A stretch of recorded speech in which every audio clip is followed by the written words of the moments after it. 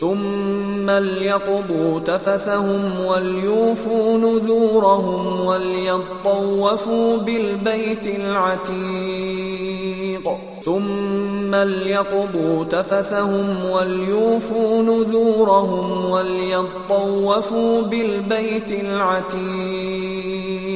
ثم ليقضوا تفثهم وليوفوا نذورهم وليطوفوا بالبيت العتيق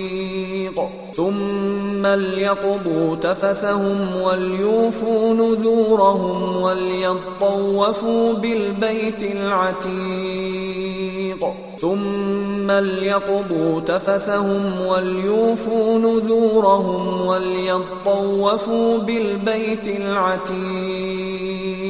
ثم ليقضوا تفثهم وليوفوا نذورهم وليطوفوا بالبيت العتيق ثم ليقضوا تفثهم وليوفوا نذورهم وليطوفوا بالبيت العتيق ثم ليقضوا تفثهم وليوفوا نذورهم وليطوفوا بالبيت العتيق ثم ليقضوا تفثهم وليوفوا نذورهم وليطوفوا بالبيت العتيق